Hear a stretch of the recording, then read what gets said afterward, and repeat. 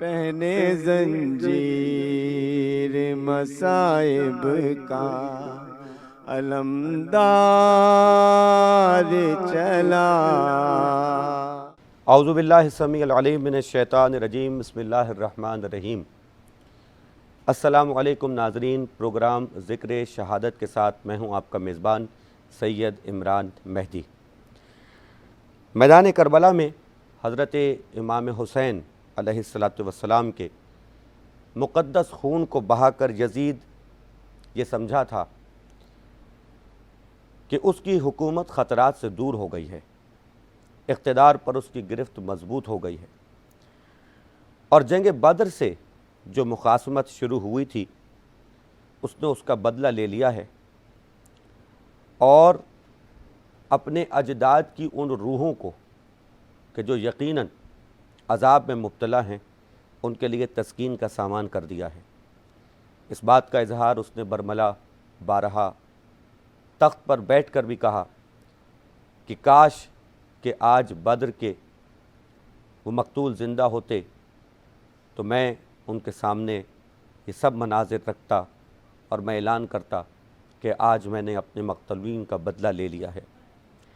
وہ یہ سمجھ رہا تھا کہ وہ اسلام کو ملوکیت میں بدل دے گا، اسلام پر ملوکیت کو مسلط کر دے گا، اور قیامت تک کے لیے اقتدار اس کے خاندان کی ایک لونڈی کی حیثیت اختیار کر کے رہے گا۔ لیکن بعد کربلا سلام ہو ان تمام اسیروں پر، بالخصوص حسین کی بہن جناب زینب پر، اور حسین کے بیٹے علی ابن الحسین حضرت امام زین العابدین امام سید سجاد پر، کہ جنہوں نے بعد کربلا شام غریباں سے لے کر کوفے کے زندان تک اور زندان سے رہائی سے لے کر واپس مدینے تک مقصد کربلا کی ایسی تشریح کی کہ قتل کرنے والے مر گئے، نام حسین باقی ہے۔ آج تک حسین علیہ السلام ہو کر زندہ ہے۔ حسین کی فتح کا اعلان دنیا کے کونے کونے سے ہوتا ہے، اور وہی باعزت ہوتا ہے۔ آج اپنے اس پروگرام میں حضرت امام زین العابدین علیہ السلام کے ایک خطبے کو موضوع گفتگو بنا کر اس بات کا تعین کرنے کی کوشش کریں گے کہ کس طرح حضرت امام زین العابدین علیہ السلام نے اپنی کامیابی کا اعلان کیا، اور کس طرح یزید کے لیے دائمی ناکامی کا اعلان کیا، کس طرح آپ نے یہ اعلان کیا کہ ابھی اذان ہوگی اور اس میں میرے نانا کا نام لیا جائے گا، اور جب میرے نانا کا نام لیا جائے گا تو یہ اعلان ہوگا کہ یہ میری فتح ہے۔ آج اس عنوان پر گفتگو کرنے کے لیے ہمیشہ کی طرح سچ ٹی وی کی روایت انتہائی معزز مہمانان گرامی ہمارے درمیان موجود ہیں۔ میں تعارف کرواتا چلوں، نہایت واجب الاحترام شخصیت حضرت ڈاکٹر سید محمد حسن رضوی صاحب۔ السلام علیکم ورحمۃ اللہ وبرکاتہ۔ بہت بہت شکریہ آپ کی تشریف آوری کا۔ ان کے ساتھ ہی تشریف فرما اور موجود ہمارے لیے ایک اور واجب الاحترام شخصیت مفتی محمد زاہد اسلم رضوی صاحب۔ السلام علیکم ورحمۃ اللہ وبرکاتہ۔ آپ کی آمد کا بھی بہت بہت شکریہ۔ اور ان کے ساتھ ہی ایک مشہور و معروف آواز، ایک نوحہ خواں، ہمارے بہت پیارے دوست تشریف لائے، میں ان کا بہت شکر گزار، جناب سید عابد رضا رضوی صاحب۔ السلام علیکم ورحمۃ اللہ وبرکاتہ۔ آپ تمام مہمانان گرامی کا بہت بہت شکریہ۔ ڈاکٹر حسن رضوی صاحب کی خدمت میں سب سے پہلا جو سوال ہے اس خطبے پر بات کرنے سے پہلے وہ یہ ہے کہ امام زین العابدین علیہ السلام نے جس وقت یہ خطبہ ارشاد فرمایا ہے اس وقت دربار یزید کا ماحول کیا تھا، کیا کیفیت تھی، خود امام کی کیا کیفیت تھی، اور جیسے میں نے ایک اشارہ کیا کہ ہم جیسا کوئی انسان ہو اس کے اوپر غم پڑ جائیں تو اس کی ذہن کی کیفیت منتشر ہو جاتی ہے، اس وقت امام کی کیا کیفیت تھی، اس کیفیت میں امام نے اپنا تعارف کس انداز میں کروایا۔ بسم اللہ الرحمن الرحیم۔ جمعہ کا دن تھا اور یزید نے خاص اہتمام کیا تھا کہ آج خاص طور پر اہل بیت رسول کو ذلیل کیا جائے گا۔ اللہ اکبر۔ اور اس نے کیونکہ جمعہ کو ویسے ہی لوگ آتے ہیں نماز پڑھنے کے لیے جمعے کی، جامع مسجد سب سے بڑی جامع مسجد دمشق کی، جی، اور اس نے خاص طور سے اعلان کیا تھا کہ سب آئیں، خاص یہ نماز جمعہ کا خاص موقع ہے۔ تو سب لوگ اور خاص طور سے آئے، پوری مسجد لبالب بھر گئی۔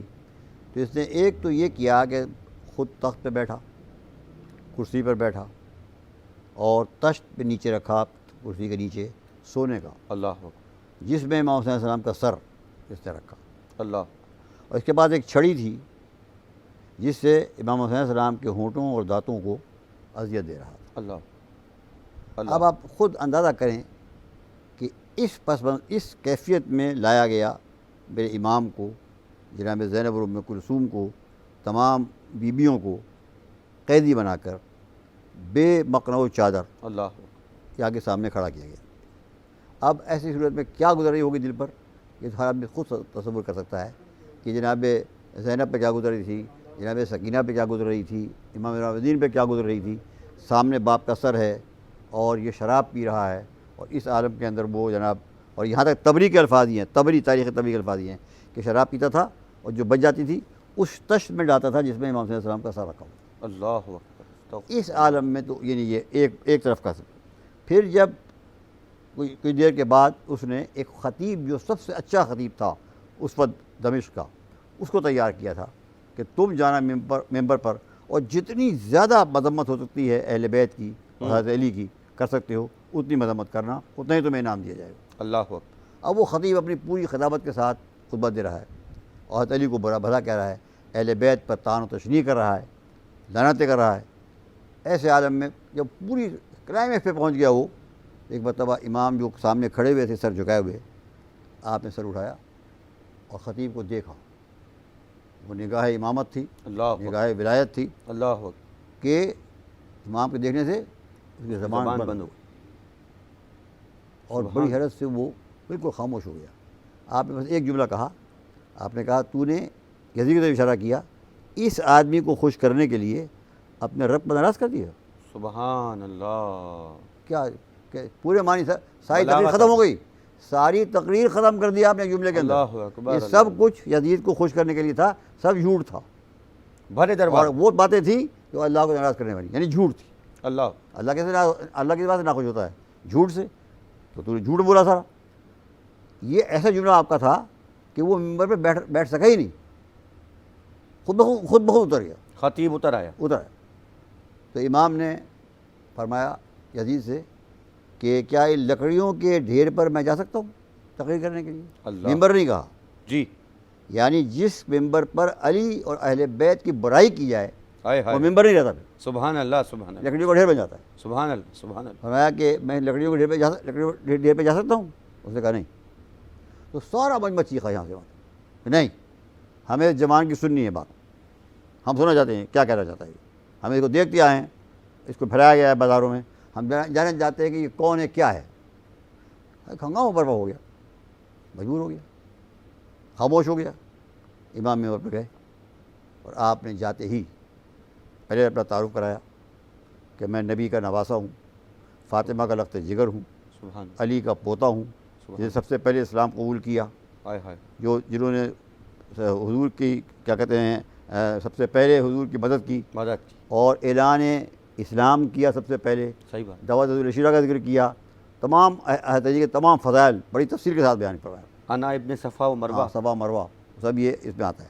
اس کے بعد آپ نے فرمایا کہ ہم اہل بیت رسول ہیں، 6 صفتیں اللہ نے عطا فرمائی ہمیں اور اور 7 7 فضیلتیں ہوئی۔ یہ جملہ ٹرننگ پوائنٹ تھا۔ یہ فرمایا ہماری صفتیں علم، علم، انا مدینۃ العلم وعلی الباب، علم میں کوئی ہمارے واہ، واہ، مقابلے نہیں، علم میں کوئی ہمارے مقابلے۔ امام فخر الدین رازی صاحب نے تفسیر کبیر میں لکھا ہے کہ علم میں کوئی شخص حضرت علی کے مقابلے نہیں آتا، کیا بات، سب سے افضل تھے علم، واہ واہ، اور وہی علم منتقل ہو رہا ہے، اور آخر میں یہاں تک کہا انہوں نے امام فخر الدین رازی نے کہ خلافت کے لیے علم میں اعلیٰ ہونا افضل ضروری نہیں ہے، کیونکہ امام ابو حنیفہ اور امام مالک جو تھے علم میں کئی افضل تھے اس وقت کے خلیفہ، عباسی خلیفوں سے، حنفی خلیفہ، اموی خلیفوں سے۔ یہ بڑی اچھی دلیل ہے، یہ امام فخر الدین رازی کی دلیل ہے۔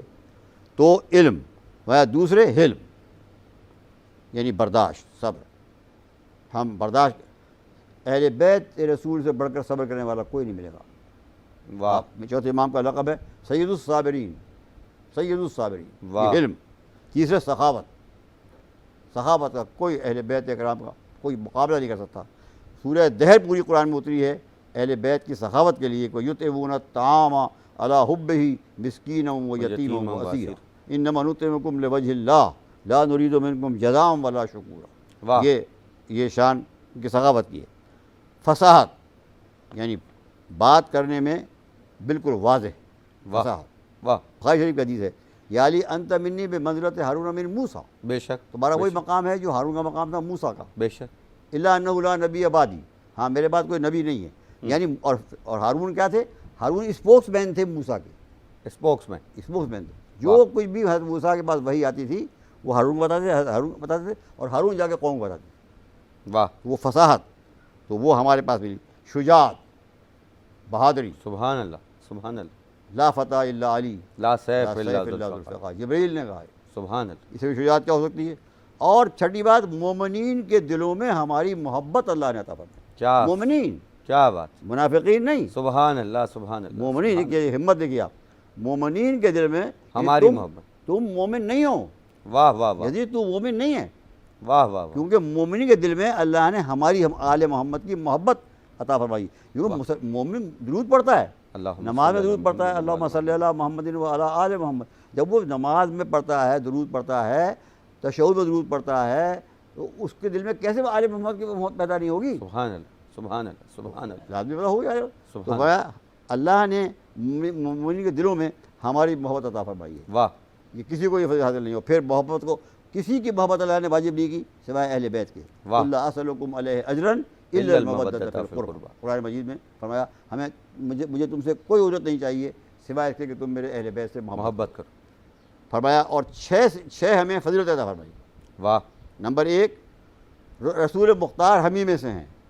سبحان اللہ. کائنات میں سب سے افضل انسان کون ہے؟ سب سے افضل انسان کون ہے؟ حضور اکرم.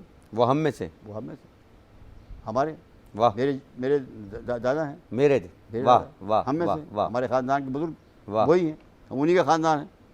فرمایا دوسرے صدیق علی واہ. ہم میں سے. سبحان اللہ علی کہ جو سبحان اللہ. رسول کے سب سے پہلے اللہ کی تصدیق کرنے والے, رسول کی تصدیق کرنے والے سب سے پہلے واہ وہ واہ. ہم میں سے. جعفر طیار سبحان اللہ. جن کے بازو کٹ گئے تھے جہاد میں اور حضور فرمایا تھا میں جعفر کو جنت میں اڑتا ہوا دیکھ رہا ہوں, اللہ نے ان کو 2 پر عطا فرمایا. اسی لیے جعفر تیار کہلا. واہ. وہ ہم میں سے تھے. اسد اللہ حمزہ حمزہ حضرت حمزہ جنگ احد میں شہید ہوئے تھے. جی. وہ ہم میں سے اسد اللہ جن کو حضور نے اسد اللہ فرمایا تھا. شیر. شیر, اللہ کا شیر, وہ بھی ہم میں سے ہیں. 5ویں سید النساء العالمین فاطمہ, سبحان اللہ. رسول خدا کی بیٹی. فاطمہ تو بیزت منی, بخاری واہ شریف واہ کا حدیث. فاطمہ میرا ٹکڑا ہے. فاطمہ وہ فاطمہ جو ہے وہ ہم میں سے میری جدہ ماجدہ ہیں. اور سبتین یعنی حسن و حسین یہ ہم میں سے ہیں. واہ. اب دیکھیے اس کا بیک گراؤنڈ کیا ہے. جی. بیک گراؤنڈ یہ ہے کہ شام والوں کو پتہ ہی نہیں تھا کہ یہ کون ہے. اللہ اکبر. ان کو کہا کہتا ہے یہ کفار ہیں, یہ طاغی ہیں, باغی ہیں, جن کو قید کر کے لایا گیا ہے. ضروری تھا کہ اپنا تعارف اب کروائے. جو یہ تعارف کرایا تو یہ ٹرننگ پوائنٹ بن گیا. یہ اللہ ٹرننگ پوائنٹ بن گیا. اللہ اکبر. جب یہ اس کا کیا ریئیکشن ہوا؟ اللہ فرسٹ ریئیکشن سنیے. جی. جیسے آپ نے فرمایا ایک صحابی رسول تھے زید بن ارقم, ہوں وہ وہاں بیٹھے تھے, ان کو پتہ ہی نا, ہوں. وہ کھڑے ہو گئے کرسی سے. کہا ارے یہ کس کا سر ہے؟ یہ اللہ انہوں نے کہا آپ نے مانا یہ میرے بابا حسین ابن علی کا سر ہے جو تخت پہ رکھا ہوا ہے اور چھڑی سے مار رہا تھا. یہ ہوں زید بن ارقم صحابی رسول کو غصہ آ گیا. بوڑھے تھے, ہوں. بہت بوڑھے تھے, غصے میں کانپنے لگے. کہا یزید اس چھڑی کو یہاں سے ہٹا اس چھڑی کو, کیونکہ میں نے اپنی آنکھوں سے رسول خدا کو ان ہونٹوں کو چومتے ہوئے دیکھا. سبحان اللہ. اور اس کے بعد یزید نے کہا اگر تو صحابی رسول نہ ہوتا میں تجھے ابھی قتل کر دیتا یہیں. اللہ. تو وہ چیخے, کہا مجھے صحابی ہونے کی وجہ سے قتل نہیں کرتا. ارے یہ تو رسول کا نواسہ ہے, اے یہ تو صحابی رسول ہونے کی وجہ سے مجھے قتل نہیں کر رہا ہے. یہ تو نواسہ یہ تو رسول. نواسہ رسول ہے اور یہ تو نبی کی نواسی ہے, ہائے تیرے سامنے بندھی ہوئی کھڑی ہوئی. ہائے ہائے یہ تیرا رسول کا احترام تیرا. ہائے ہائے ہائے ہائے. اس کے بعد سفیر روم کھڑا ہو گیا. روم بہت بڑی حکومت, بالکل. عیسائی سفیر تھا, عیسائی بہت سفیر تھا. کوالیفائڈ آدمی تھا, بڑا پڑھا لکھا پادری تھا, کھڑا ہو گیا. یزید یہ سر کس کا ہے؟ تو یزید نے کہا حسین ابن فاطمہ کا سر ہے یہ. وہ اس نے کھڑے ہو کے کہا یہ فاطمہ کون؟ کون فاطمہ؟ اس نے کہا بنت رسول بنت محمد۔ یزید نے کہا بنت محمد۔ ارے اس نے اپنا امامہ اتار دیا فوراً، اپنی ابا پھاڑ دی۔ اس نے کہا ارے یہ تمہارے نبی کا نواسہ ہے، تم نے اس کو قتل کر دیا؟ ارے میں عیسیٰ کے حواریین میں سے ایک کی اولاد ہوں، نسلوں کے بعد 50-60 کے بعد میں ہوں، اور آج تک عیسائی میرے ہاتھ چومتے ہیں، میرے پیر کی خاک چومتے ہیں، اللہ اور تم نے اپنے نبی کے نواسے کو قتل کر دیا۔ اللہ اب تو سارا پورا دربار جو تھا وہ جناب، اس کے بعد تو پورا دربار ہلنے لگا، لوگ کھڑے ہو گئے، یزید کو گالی دینے شروع کر دی لوگوں نے۔ عالم یہ ہوا کہ یزید کو بھاگنا پڑا فزیکلی۔ ارے لوگوں نے جو نیچے جس قائل پہ بیٹھا ہوا تھا وہ اسے کھینچ لیا، لوگوں نے اٹھ کے بھاگا اللہ اکبر۔ کہ کہنے کہا مجھے نماز پڑھنے کی کوئی ضرورت نہیں ہے، بھائی مجھے تمہاری نماز نہیں چاہیے۔ ایک خطبے کا یہ اثر۔ یہ اثر ہے، یہ ہے طاقت امام کے کلام کی، کلام الامام امام الکلام۔ پہنے زنجیر مصائب کا علمدار چلا، پہنے زنجیر مصائب کا علمدار چلا۔ بریک کے بعد ایک مرتبہ پھر خوش آمدید مفتی زاہد اسلم صاحب کی جانب بڑھیں گے۔ امام علیہ الصلوۃ والسلام نے اپنی فصاحت، اپنی بلاغت، اپنی تمام شجاعت کا تذکرہ کیا، اپنی صفات کا تذکرہ کیا، اور اس کے بعد پھر آپ نے تذکرہ یہ بھی کیا ہے کہ ہمارے مقابلے پہ جو بیٹھا ہوا ہے، یعنی جس نے ہمیں قتل کیا ہے، وہ کتنا فاسق ہے، کتنا فاجر ہے، کتنے گناہ کرتا ہے، کتنے کبیرہ گناہ کرتا ہے، ان سب کا تذکرہ امام نے کیا، یعنی اپنا بھی تعارف کرایا اور پھر اس کا بھی تعارف کرایا کہ یہ کون ہے۔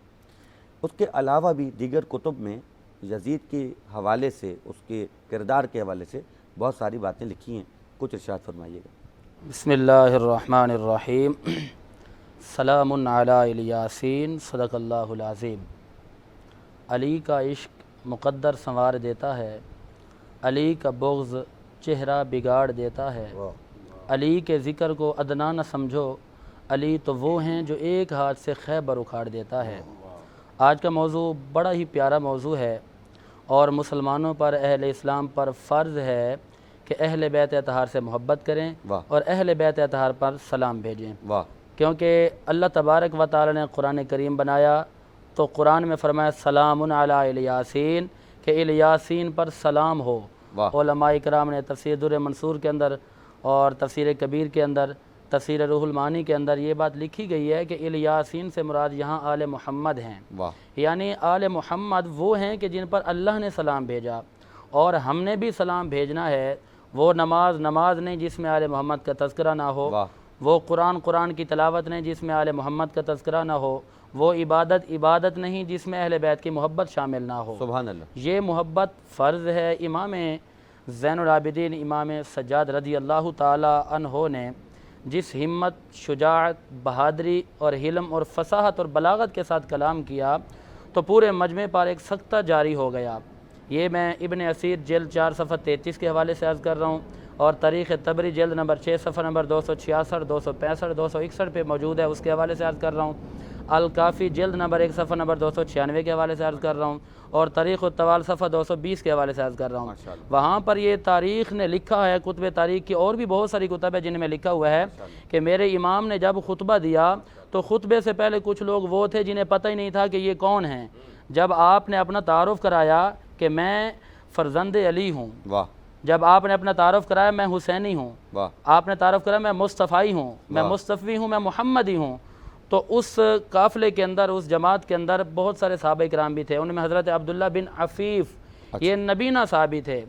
انہوں نے دیکھا تو بڑے حیران ہوئے، انہوں نے بھی پوچھا کہ یہ آواز جو ہے، یہ آواز تو مجھے مولا علی کی لگ رہی ہے، اس میں حیدری لہجہ نظر آ رہا ہے، اس میں محمد مصطفیٰ کی بہاریں نظر آ رہی ہیں، یہ کون ہیں؟ تو پوچھنے پر بتایا گیا کہ یہ امام زین العابدین ہیں، یہ وہ ہیں۔ پھر میرے امام نے اپنا تعارف کرایا، اور ظالمین جو تھے، یزید تھا، یزید لعین ملعون، اس پر لعنت کرنا بھی ایمان والوں پر فرض ہے، کیونکہ وہ کبھی ہمارا امام نہیں ہو سکتا۔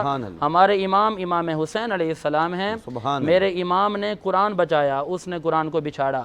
میرے امام نے ممبر کو بچایا، وہ ممبر کو بچھاڑنا چاہتا تھا، سبحان اللہ۔ میرے امام نے مسجد کو بچایا، ممبر و محراب کی تکریم اور تعظیم کو اجاگر کیا، مگر وہ اسے بند کرنا چاہتا تھا، تو وہ کیسے شہزادہ ہو سکتا ہے؟ تو اس پر لعنت بھیجنا مسلمانوں پر فرض ہے، اور اہل بیت اطہار سے محبت کرنا فرض ہے۔ اور امام زین العابدین کے اس خطبے میں سے یہ بھی تھا، آپ نے تعارف کرایا، آپ نے فرمایا پہلے سن لو، جانتے ہو تو صحیح ہے، نہیں تو میں تمہیں تعارف کرا دیتا ہوں۔ آپ اپنے تعارف سے یہ فرمایا کہ ہم ہی وہ لوگ ہیں جن کے بارے میں اللہ نے قرآن میں فرمایا لا اسألکم علیہ اجرا الا المودۃ فی القربى۔ اب یہی آیت میرے آقا صحابہ کے مجمع میں پڑھتے ہیں، صحابہ کرام نے فرمایا من ہؤلاء الذین قد وجبت علینا محبتکم، ترمذی شریف جلد نمبر 2 صفحہ نمبر 218، بخاری جلد 1، مسند امام احمد بن حنبل کے اندر موجود ہے، مسلم کے اندر موجود ہے، ابن ماجہ کے اندر موجود ہے، اس کے علاوہ جتنے بھی تفاسیر اور بڑی کتابیں، بڑے حوالے ہیں۔ تو آپ نے جب میرے نبی نے ارشاد فرمایا نا کہ ان کی محبت فرض ہے، صحابہ نے پوچھا وہ کون ہے؟ تو فرمایا کہ علی و فاطمہ والحسن والحسین، یہ حسن اور حسین اور علی اور فاطمہ ہیں۔ اور اسی طرح علامہ جلال الدین سیوطی نے لکھا کہ یہ تو وہ ہستیاں ہیں کہ ان کے نام اللہ نے عرش پر لکھے ہیں۔ قرآن کے اندر ابن عباس رضی اللہ تعالیٰ عنہ نے فتلقی آدم من ربہ کلمات کے حوالے سے تفسیر لکھی، آپ نے فرمایا کہ یہ تو وہ ہیں کہ ہمارے باپ آدم علیہ السلام کی توبہ اللہ نے انہی کے صدقے میں قبول کی۔ جب آدم علیہ السلام نے عرض کی نا، قرآن کہتا ہے فتلقی آدم من ربہ، آدم نے کچھ باتیں سیکھیں، تو وہ باتیں کیا تھیں؟ تفسیر ابن عباس میں یہ بات لکھی ہوئی ہے، اللہم اغفر لی بحق محمد وعلی وفاطمہ والحسن والحسین، یہ تو وہ ہیں۔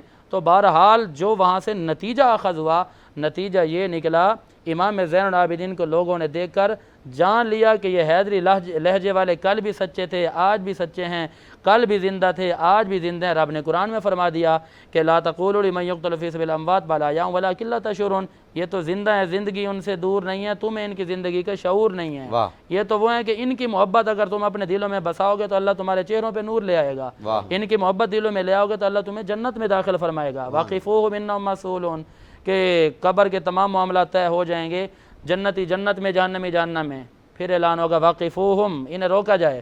اب علماء مفسرین کرام نے یہاں پر بڑی پیاری بات لکھی، انہیں روکا جائے گا، سوال یہ پیدا ہوتا ہے مولا ابھی بھی کچھ باقی ہے، من ربو کا ما دین کا ما کنت تقول تو ہو گیا، ابھی بھی کچھ باقی ہے۔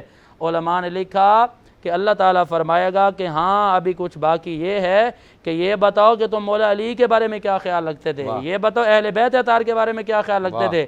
جو عشق والا کہے گا کہ اے اللہ ہم تو علی کے بھی دیوانے تھے، اہل بیت کے بھی دیوانے تھے، اعلان ہوگا اس سے جانے دو یہ مولا علی کا دیوانہ ہے، یہ اہل بیت اطہار سے محبت کرنے والا ہے۔ واہ واہ واہ واہ واہ واہ، سبحان اللہ سبحان اللہ، بڑا بھرپور انداز میں آپ نے موقف پیش کیا، حق ادا کیا۔ پروردگار آپ کو اپنی حفظ و امان میں رکھے۔ اور ڈاکٹر صاحب جیسے کہ انہوں نے تو بڑی خوبصورت وضاحت کر دی، یزید کے فسق و فجور کے لیے تاریخ نے بہت سارے حوالے لکھے ہیں۔ میں چاہتا ہوں کہ آج اس پروگرام کے ذریعے آپ کچھ بیان فرمائیے تاکہ لوگ تاریخ کا مطالعہ کریں اور دیکھیں کہ یزید کس کردار کا آدمی تھا، اور اس کی جو ڈاکٹر چونکہ ہمارے مفتی صاحب نے کہہ دیا ہے کہ بالکل وہ نہیں ہو سکتا ہمارا امام اور اس کو ہم ایڈوکیسی نہیں کر سکتے، وہ تاریخ کے حوالے اگر آپ بیان فرمائیں۔ دیکھیے تمام مورخین نے بالاتفاق، مولانا صاحب اس کی تصدیق فرمائیں گے، وہ خاص طور سے میں طبری کا حوالہ دیتا ہوں، طبقات کا حوالہ دیتا ہوں، طبقات ابن سعد کا حوالہ دیتا ہوں، ان دونوں میں موجود ہے۔ یہ یزید تو کسی طرح سے بھی قابل نہیں ہے کہ خلافت رسول کے تخت پہ اس کو بٹھایا جائے، وہ تو شرابی ہے، کبابی ہے، بے نمازی ہے، محرمات کے ساتھ، ماں بہنوں کے ساتھ منہ کالا کرتا ہے، اور بندروں کے ساتھ کھیلتا ہے، اور سوروں کے ساتھ رہتا ہے۔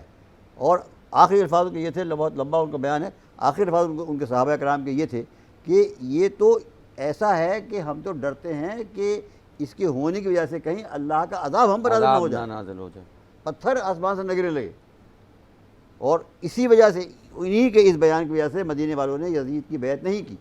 بعد میں پھر واقعہ ہرہ ہوا، اور پھر واقعہ ہرہ ہوا، اس سب تاریخ میں کہا کہ یزید نے حملہ کیا اور کتنے صحابہ، ہزاروں صحابہ کو تو اس نے قتل کیا، اور ان کی بیٹیوں اور بیویوں کے ساتھ جو 3 دن حلال کر دیا تھا فوجیوں کے لیے، انہوں نے یعنی زنا کاری کی اصحاب کی بیٹیوں کے ساتھ، اصحاب کرام کی، اور ان کی بیویوں کے ساتھ، اللہ 3 دن تک۔ اور یہ سب لکھا ہے، سب لکھا ہوا تھا، یہ مولانا صاحب تصدیق فرمائیں۔ اور کیا نام، گھوڑے لا کر وہ جو مقام ہے جسے کعبے میں حضور صلی اللہ علیہ وسلم کی قبر اور ممبر کے بیچ میں، کیونکہ حضور نے فرمایا کہ یہ مقام جنت ہے، یہ جنت کا مقام ہے، یہ روضۃ الجنہ ہے نا، وہاں گھوڑے باندھے، اللہ اکبر، اور 3 دن تک نماز نہیں ہوئی مسجد میں، اللہ اذان نہیں ہوئی مسجد میں۔ اللہ ایک راوی کہتا ہے صحابی رسول ہے، وہ چھپ گئے تھے اس کے اندر، اس کے حرم کے اندر، وہ کہتے ہیں میں نے 5 دفعہ میں حضور کی قبر سے اذان کے پاس ہوتا تھا، اللہ اکبر، حضور اذان دیتے تھے۔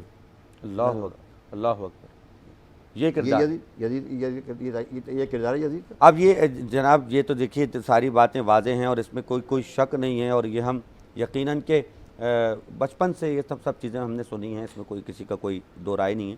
اس موقع پر ایک کلام ہمارے پروگرام میں شامل ہو جائے تو یقیناً یہ عبادت جو ہے مزید سحر انگیز اور مزید اثر انگیز ہو جائے گی۔ ہمارے درمیان مشہور و معروف نوخہ جناب عابد رضا رضوی صاحب، جزاک اللہ۔ پہنے زنجیر مصائب کا علمدار چلا، ماؤں بہنوں کو لیے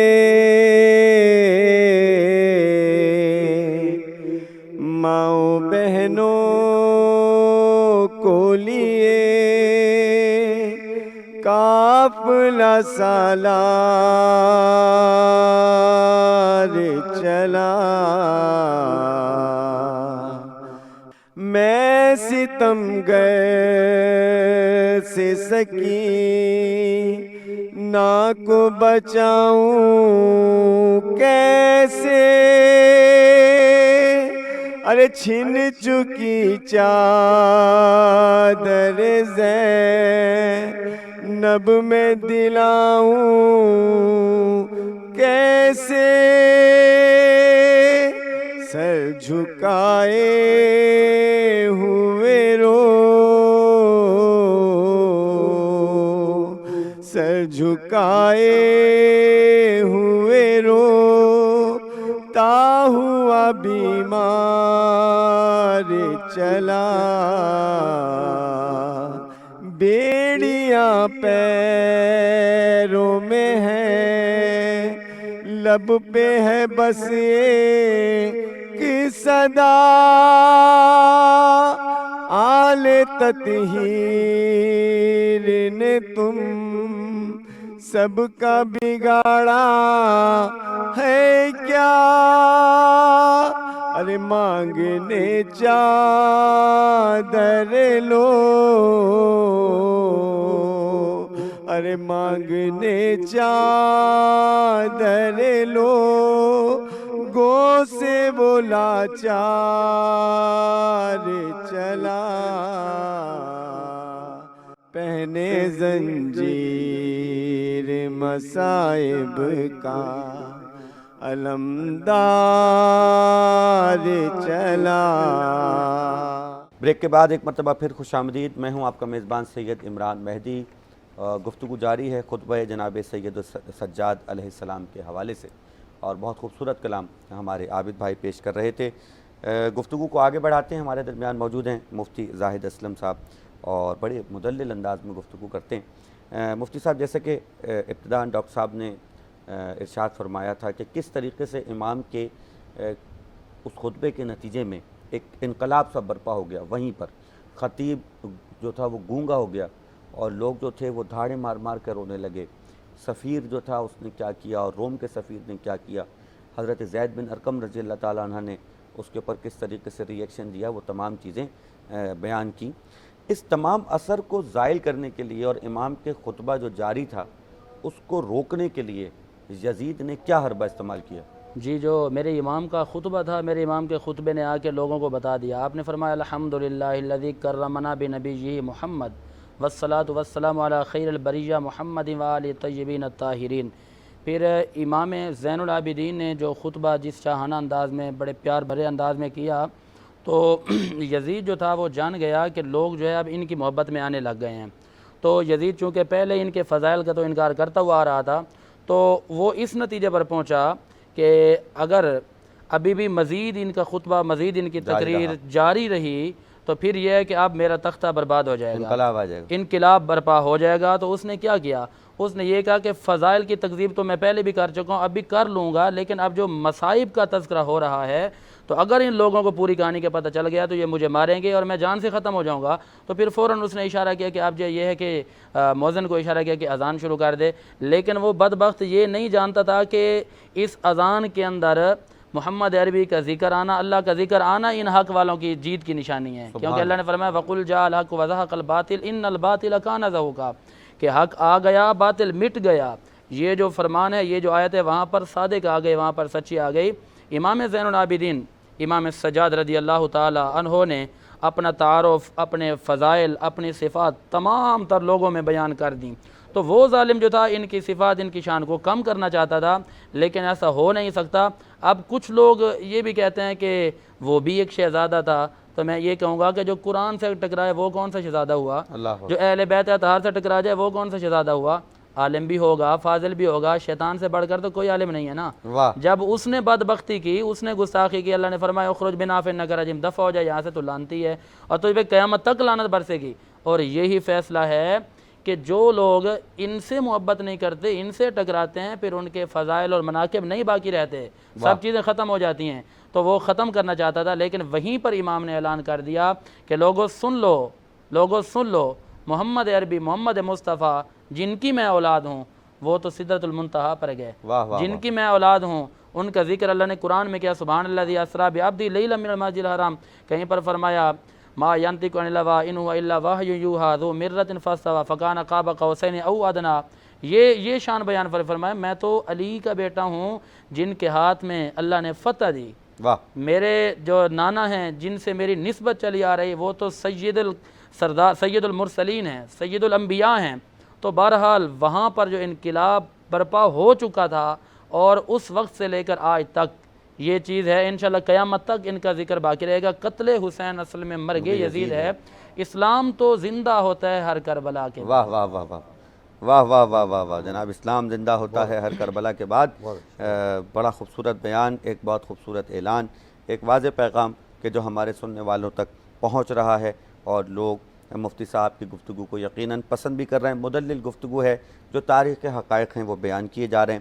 ہم اپنے پروگرام کے اختتامی منزلوں تک آ گئے، لیکن خطبے میں جس طرح امام سید سجاد نے اپنی فتح کا اعلان کیا، جس طرح اپنی سربلندی کا اعلان کیا، اور صرف یہی نہیں کہ کوئی آدمی اپنے آپ کہہ دے، اس کا اشارہ ایک طرف تو مفتی صاحب نے کہہ دیا، لیکن میں چاہتا ہوں کہ ڈاکٹر صاحب ذرا اس پہ تفصیل سے روشنی ڈالیں کہ کس طرح امام نے اس بھرے ہوئے دربار میں اپنی فتح کا اعلان کیا کہ ہم فاتح ہیں اور ہم نے یہ جنگ جو ہے یہ جیتی ہے. کس طرح اعلان ہوا؟ دیکھیے یزید نے پہلا اعلان یہ کیا تھا کہ لعبت ہاشم بالملک فلا، بنی ہاشم نے یہ کھیل کھیلا تھا.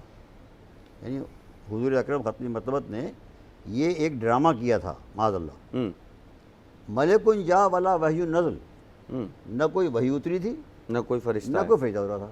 یہ صرف حضور اکرم ختم مرتبت نے، بنی ہاشم نے ایک تماشا کیا تھا کہ یہ وحی اتری ہے، یہ قرآن اللہ کتاب ہے. اس طرح سے انہوں نے حکومت لعبت ہاشم بالملک، ملک حاصل کرنے کے لیے بنی ہاشم نے یعنی حضور نے معاذ اللہ جی یہ تماشا کھیلا تھا کہ جو ہم میرے پاس جبریل آئے ہیں، بھائی آئیے، یہ کچھ نہیں، سب بکواس ہے معاذ اللہ. یہاں سے اس نے بات شروع کی تھی. اب دیکھیے کمال کی بات یہ، اتنا بڑا مجموعہ سے جمع کیا تھا اسی بات کو ثابت کرنے کے لیے. اب اسے کہتے ہیں کمال، کہ اب جب امام کا خطبہ بڑھا آگے، جیسا کہ قلوہ غابہ نے فرمایا، آگے بڑھا اور لوگوں میں ایک ہیجان پیدا ہوتا لگا، ہیجان پیدا ہو کچھ بات ہی کچھ اور ہے، ہم کچھ اور سمجھے تھے، بات کچھ اور ہے. اب جو ہیجان برپا ہوا، لوگ چیخ کر رونے لگے، یزید کو لعنتیں بھیجنے لگے. اب یزید گھبرا گیا، اللہ کیا کریں. اب وقت نہیں ہوتا تھا نماز کا، ابھی وقت نہیں تھا، ابھی جمعے کی نماز کا ظہر کا وقت نہیں ہوا تھا. اب کرے کیا وہ؟ تو اس نے خطبہ روکنا تھا اس کو، تو اس نے فوراً حکم دیا مؤذن کو اذان دو. اچھا وہ تو مؤذن ظاہر ہے اتنا بڑا بادشاہ، عالمی طاقت، اس کو مؤذن کو اندازہ تھا کہ وقت نہیں ہوا، لیکن وہ کیا کر سکتا تھا؟ اس نے اذان دینی شروع کر دی. اب اذان جیسے اس نے کہا اللہ اکبر، اس کا جو مقصد تھا یزید کا وہ حاصل ہوا ایک لحاظ سے کہ آپ کا خطبہ رک گیا. خطبہ رک گیا. جیسے اس نے کہا اللہ اکبر، آپ نے کہا میں گواہی دیتا ہوں، سچے دل سے گواہی دیتا ہوں کہ اللہ کے سوا کوئی لائق عبادت نہیں ہے. پھر اس نے کہا اشہد ان لا الہ الا اللہ، آپ نے پھر اس کی گواہی دی. جب اس نے کہا اشہد ان محمد رسول اللہ، سبحان اللہ، تو آپ نے اس سے کہا تجھے میں اسی نام کی قسم دیتا ہوں، تھوڑی دیر رک جا، تھوڑی دیر رک جا. رک گیا، نام اتباع قسم دی. آپ نے کہا یزید اب بتا، اب تو بتا، یہ جس کا نام لیا جا رہا ہے یہ تیرے نانا ہے یا میرے نانا ہے؟ واہ واہ واہ واہ واہ، اس کا نام لیا جا رہا ہے یہ تیرے جد ہیں یا میرے جد؟ واہ واہ واہ تیرے ہیں یا میرے ہیں، واہ واہ واہ، بتا۔ اب یہی بس کیا جواب تھا؟ کوئی جواب نہیں تھا۔ بھائی یہی وہ موقع تھا کہ یہ امام نے کس طرح دیکھیے بدلا پورا کھیل، اس طرح ڈرامہ تھا کہ میں اپنے جشن مناؤں کامیابی کا، واہ امام نے اس کو ایسا الٹا واہ، کہ لوگوں نے حملہ کر دیا یزید کے اوپر۔ اور اسی اذان سے آپ نے دلیل دے دی۔ اسی اذان سے آپ نے کہا کہ دیکھو یہ دیکھیے یہ ہے ان کی کامیابی۔ وہ کہہ رہا تھا کہ حضور اکرم نے مذاق تماشا کیا تھا، ایک کھیل کھیلا تھا، اسی کے دربار میں کہا جا رہا ہے اشہد ان محمد رسول اللہ۔ سبحان اللہ، کتنی بڑی بات ہے، یعنی سبحان پورا اس کا پورا پلان ختم کر دیا واہ واہ واہ واہ خود ہی اس کے دربار میں، واہ اسی کے مؤذن کے منہ سے۔ واہ واہ واہ، وہ سمجھ گیا میرا کھیل سب ختم ہو گیا، میرا جنازہ نکل گیا، واہ، تو بھاگا۔ واہ، بھاگنے کا مطلب کیا تھا؟ واہ واہ، سمجھ گیا سارا کھیل میرا بگڑ گیا۔ رات کو آدھی رات کو مروان ان کے گھر آیا، یزید کے گھر رات کو آیا، اور اس نے کہا اب تیری جان بچنے کا صرف ایک ہی طریقہ ہے، جلد سے جلد اہل بیت رسول کو یہاں سے مدینے واپس بھیج دے، اللہ اکبر، ورنہ لوگ نہیں چھوڑیں گے۔ چارہ نہیں ہے، بچے گا نہیں تو۔ اللہ اکبر، مروان تو گھاٹ آدمی تھا، ہوں 80 سال کی عمر تھی اس وقت اس کی، ہوں، اس کے خاندان کا سب سے بزرگ وہی تھا۔ اس نے کہا تو بچ نہیں سکتا، اب بچنے کا امکان کوئی نہیں ہے، ان کو یہاں سے فوراً روانہ کرو۔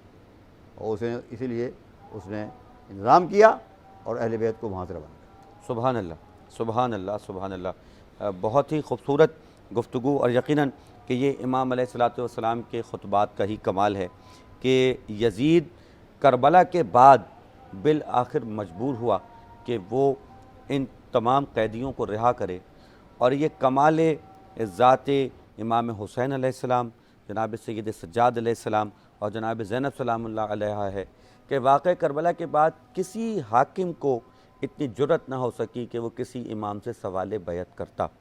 ہمارا سلام ہو ان ہستیوں پر کہ جنہوں نے کربلا کے مقصد کو باقی رکھا، اور ہم یہ بات کہنے میں حق بجانب ہیں، اور اس کو تمام لکھنے والوں نے لکھا ہے، علماء کرام اس کی تصدیق کریں گے کہ کربلا کی شہادت کا مقصد ادھورا رہ جاتا اگر بعد میں یہ خطبات نہ ہوتے۔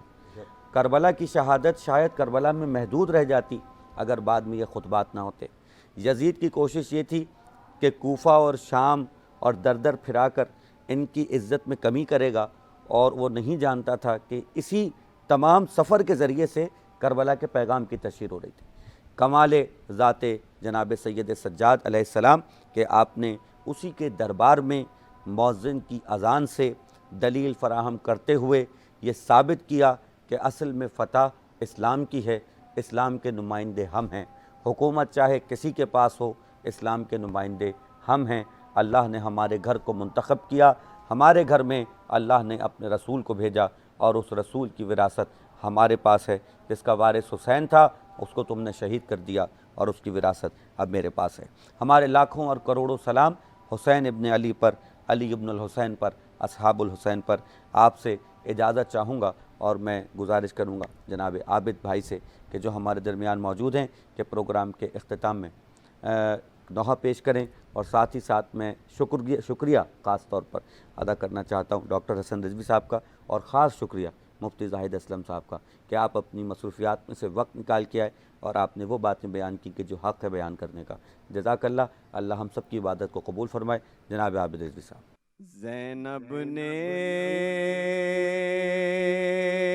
کہا ہو گئے پردیس میں لاچار،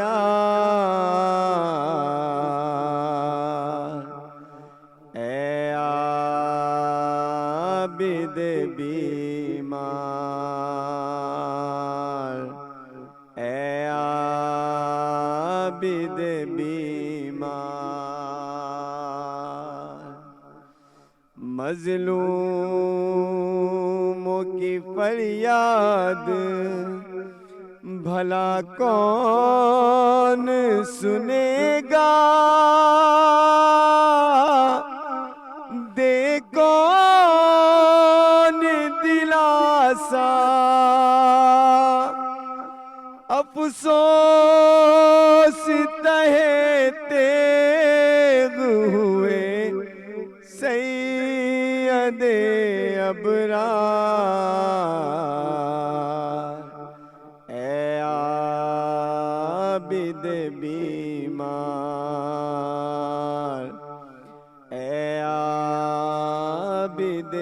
بیمار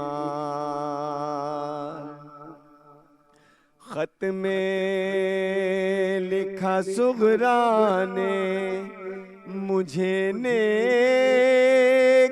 نہ بھیجا اے قاسم نوشا دم توڑ نہ دے آپ کی اب طالب دیدار اے عابد بیمار اے عابد بیمار عباس بھی جا سوئے ہیں شانوں کو کٹا کے آئے نہیں جا کے اب خیمے جلانے کو لئی بیٹھے ہیں تیار اے عابد بیمار اے عابد بیمار